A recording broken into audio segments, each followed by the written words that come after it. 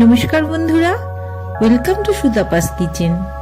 আজ আমি তোমাদের জন্য দারুণ সুন্দর একটা মজাদার নাস্তা রেসিপি নিয়ে এসেছি। একই সাথে কিন্তু তোমরা মোগলাইয়েরও স্বাদ পেয়ে যাবে। গাজরটাকে দেখো, আমি ভালো করে একটু খোসাটা ছাড়িয়ে একটু গ্রেট করে নিচ্ছি। হয়ে গেছে আমার গাজরের গ্রেট। একটা কাঁচা আলু নিয়ে তাকেও কিন্তু আমি একইভাবে গ্রেট করে নিয়েছি।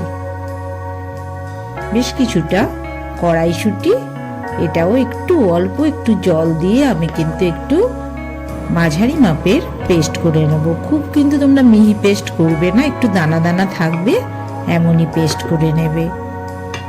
গাজর, আলু, কড়াইশুঁটি তিনটেই কিন্তু আমি এই রেসিপির জন্য কাঁচা ব্যবহার করছি। একটা পেঁয়াজ কুচি করে নিচ্ছি। 3-4টে লঙ্কাও কিন্তু কাঁচা লঙ্কা আমি কুচি করে নিয়েছি। 1 চামচ বিট নুন সব কটার সাথেই কিন্তু আমি মিশিয়ে দিচ্ছি। আবার 1 চামচ গোলমরিচের গুঁড়োও কিন্তু আমি গাজর, আলু, কড়াইশুঁটি সবার সাথেই সমানভাবে কিন্তু মিশিয়ে দিচ্ছি। আর একটু মিশিয়ে দিচ্ছি 1 চামচ আমচুর পাউডারও কিন্তু একইভাবে আমি মিশিয়ে দিলাম। একটু ভালোভাবে কিন্তু একটু নাড়াচাড়া করছি। তোমরা আমচুর পাউডারও মেশাতে পারো, কিংবা তোমাদের যদি কোনো চাট মশলা থাকে তাও কিন্তু মেশাতে পারো। 1/2 চামচ সাধারণ লবণও কিন্তু আমি 3টের সাথেই মিশিয়ে দিচ্ছি।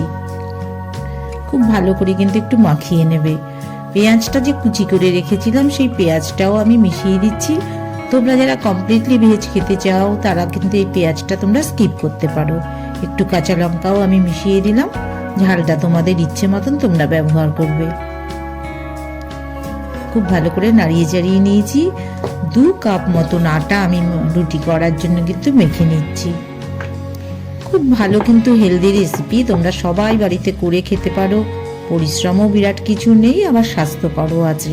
একটু আটা একটু ছড়িয়ে নিলাম থালায়, যাতে রুটিগুলো যাতে লেগে না যায়। এবার প্রথম রুটিটার উপরে আমি কিন্তু গাজরের যে মিক্সচার বানিয়ে রেখেছি সেটা কিন্তু আমি স্প্রেড করে দিচ্ছি। নুন, হলুদ দিইনি, নুন লঙ্কা সবকিছুই কিন্তু সমানভাবে মেশানো আছে। এর উপরে একটা আবার রুটি আমি চেপে দিলাম। একটু সস মিশিয়ে দিলাম। এবার আলুর যে মিক্সচারটা আছে সেটাকেও এবার মিশিয়ে দিচ্ছি। যতটা চেষ্টা করবে যাতে আলুর জলটা কিন্তু তোমরা এখানে দেওয়ার চেষ্টা করবে না, একটু শুকনো শুকনো দেবে, নাহলে রুটিগুলো কিন্তু নরম হয়ে যাবে। আবারও একটা রুটি দিয়ে আমি চেপে দিচ্ছি। এবার কড়াইশুঁটি যেটা আছে সেটাকেও কিন্তু একইভাবে আমি স্প্রেড করে দিচ্ছি।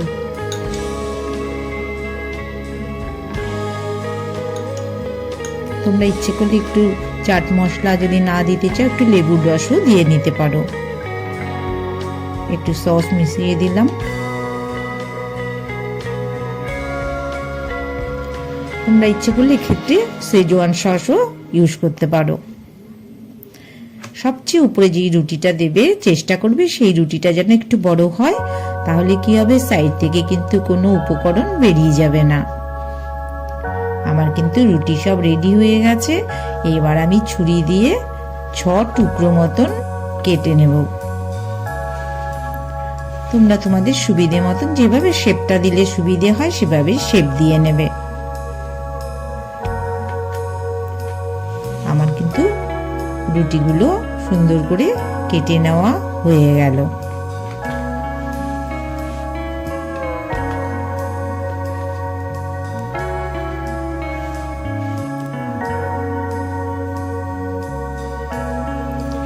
ফ্রাই প্যান নিয়ে নিলাম, বেশ কিছুটা তেল দিয়ে দিলাম।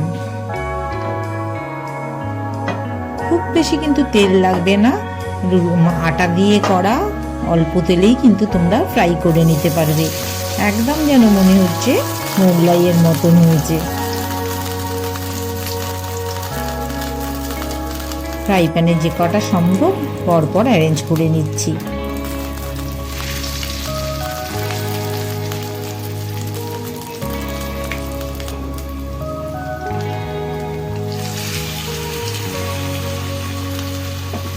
আমি একসাথে 4টে করে ভেজেছি, তোমরা ইচ্ছে হলে 2টো করেও ভাজতে পারো।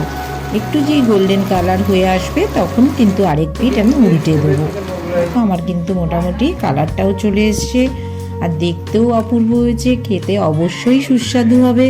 বন্ধুরা, তোমাদের যদি এই রেসিপিটা একদম অন্যরকম রেসিপি পছন্দ হয় তবে সুতপাস কিচেনের সাথে থেকেও সাবস্ক্রাইব করো, লাইক শেয়ার তো অবশ্যই করো। আর নতুন নতুন রেসিপি নিয়ে আমি আবার আসবো। সবাই ভালো থেকো, আবার